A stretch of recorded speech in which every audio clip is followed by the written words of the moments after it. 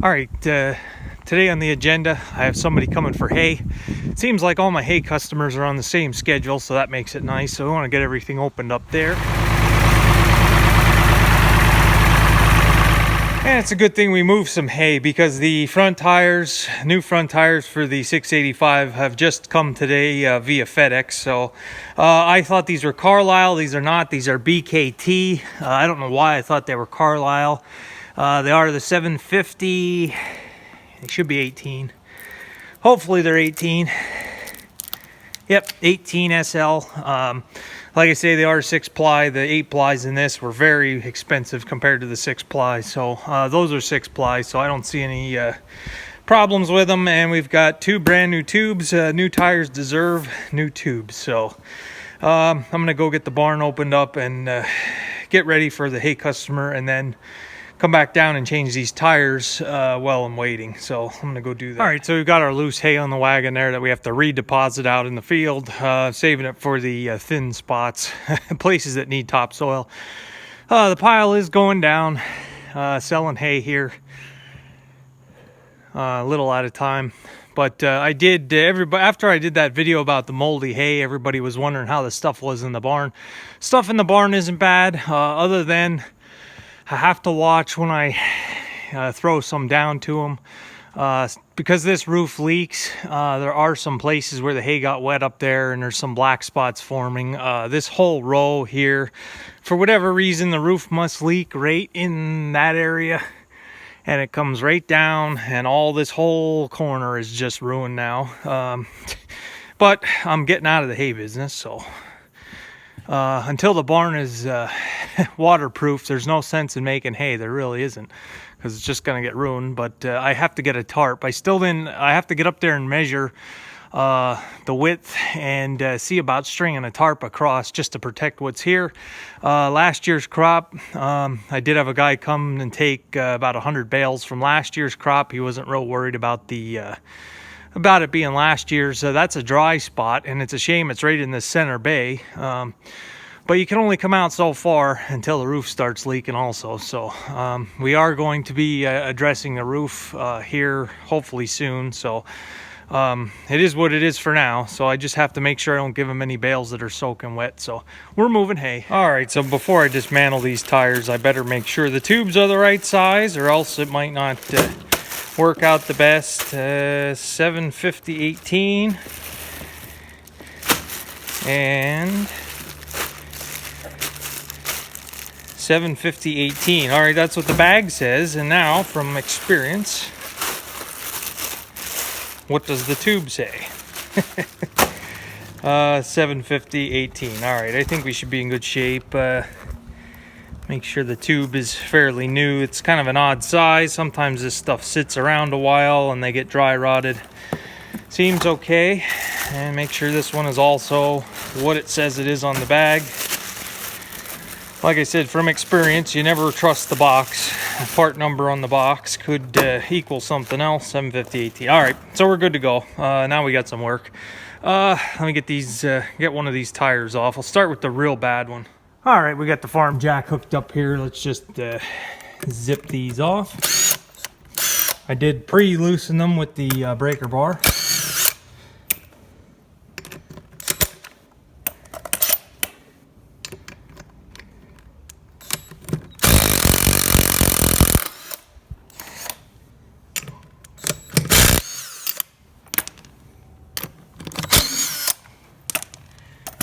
Should be good. So goodbye to the dry rotted Harvest King, and we'll try the BKT tires. I've never had any BKT. It's kind of, they are what they are. Without spending a fortune on this tractor.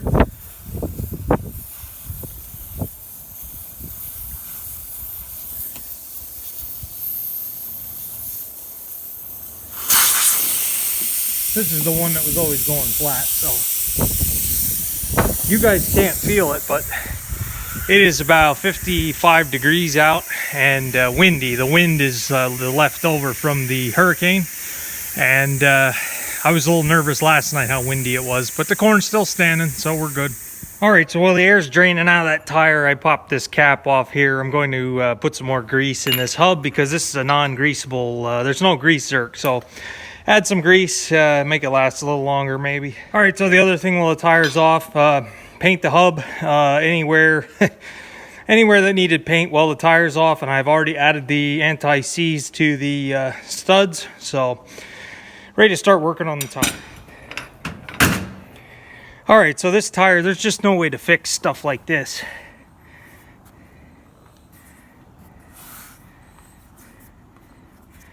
That's just separated on the sidewall there.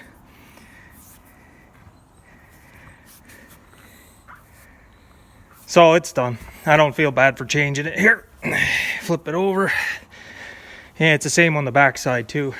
And these are some crap tires, these new ones. I wouldn't recommend BKT just based on these.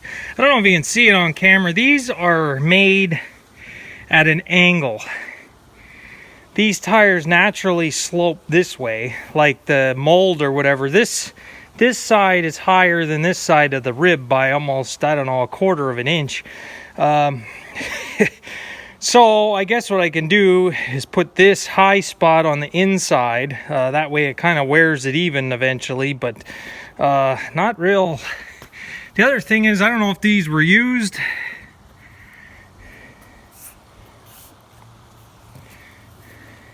You can see some of the little, some of them are either cut off or wore off. Some of them are on, like this was actually on a piece of equipment. And they are 8-ply. Yeah, these are 8-ply tires. So they advertised them as 6-ply. They are 8-ply and charged me for 6. Well, I was gonna complain, but yeah, 8-ply rating. I can't believe that. That's nice. Yeah,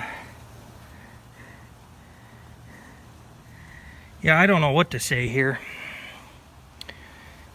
That's that one. BKT, made in India. Indian tires. That's right, BKT's an Indian. How's this one? Yeah, this one's perfect. This one's okay. It's just this one in the molding of the tire somehow. They got it. Is it the whole? No, and it's not even the whole tire. It's just one spot that they kind of goofed. Well, it's not made in China, so I guess it's a step up. I don't know where the old ones were made. The Harvest King, where they're made in USA. Yeah, Harvest King, made in USA. So go from American tires to Indian tires, but hey, I'll give them a try. They look narrower.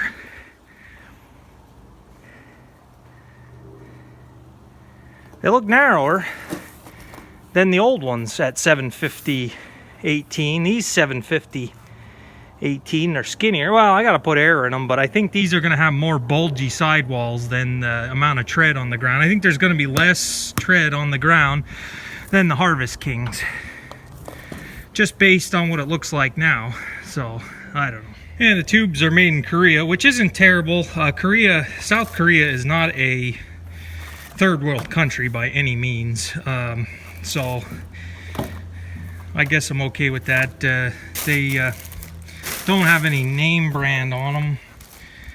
Just says premium service. Well, that's the aftermarket parts market. That's what you're getting. Chinese tubes aren't very good. I've had dealings with them. Speaking of China, we'll go off topic here. We'll just have a PA Farm story time. For you guys that view my videos in the UK,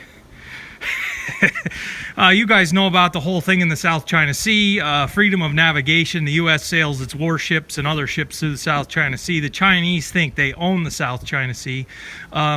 So America's been sailing our battleships through there, and they've been harassed by the Chinese Navy. The Chinese Navy likes to tail them and come up behind them and follow them through the, kind of like they're escorting them out of the area. So I just saw a video the other day. I was like, yes. The Americans were sailing through the South China Sea. The Chinese Navy comes up behind them like they're tailing them. Then all of a sudden, a battleship from the Royal Navy comes up behind the Chinese ship and kind of escorts it through. Kind of like, I saw that to say, hey, You mess with our allies, you're gone. So Great Britain, UK, allies as old as history, almost. So I paid for 6-ply and I got 8-plies, but these very well might be used tires. I don't know whether to complain or be happy. Okay, so yes, exactly what I thought. These have less tread on the ground and bulgier sidewalls than the Harvest King. That's, I guess, what makes them 750 width, because these are pretty darn narrow. Let me do a... So I guess I could look at the positive and the negative of having narrower track, less tires on the road. Looks like 6.5 inches is all that comes in contact. So back here we have some Carlisles made in the United States. These are 650. Wait, these are 750 16s. And yeah, there's a 1/4 inch. So the American ones, the Carlisles, are 1/4 inch. Their 750 is a 1/4 inch wider than Indian 750. So like I said, positive, negative. Yeah, I'm gonna have less tires on the less surface area on the ground. But for top dressing corn, I guess there is a positive to having a skinnier tire when you get to the end of the field. And these here you can almost put between rows of corn instead of running them down. I don't know, you're still going to hit them with the back tires, but trying to be positive about this deal. Like I said, I don't know why all the nubs are gone. If these were already mounted and somebody returned them, I don't know, but they are 8-ply. So the 8-plies were going to be $75 more a tire. So we've got 140 or so more dollars worth of tires that I got in the deal. So I don't know. Whatever. Let's get the other one off. All right, so this hub here on this side, I took the cap off. This side, the hub's a little loose, has a little side-to-side motion. So what we're going to do is take out the cotter key and tighten up the nut a little bit, get this hub a little bit tighter, and then pack it full of grease. This kind of confirms my suspicions with this tractor that it was taken care of. It's one thing when somebody doesn't grease and there's a grease zerk there, you can see that they didn't grease. But when there's grease in places that there are no grease fittings, that somebody greased it fairly recently, that tells me that somebody knew what they were doing, I guess. It's kind of what it says. So let me get my pliers and fix this, and then I can change the other tire. All right, so nothing major here, just one set of holes. I just had to turn on the castle nut just one notch over, and we're good and tight now. It has just a little bit of drag on it. Let's put some grease in there, put the cap on, paint the outside, put some anti-seize on the lugs, and we're good for another couple thousand hours, hopefully. All right, so I'll put these old tires with the collection here in the shed.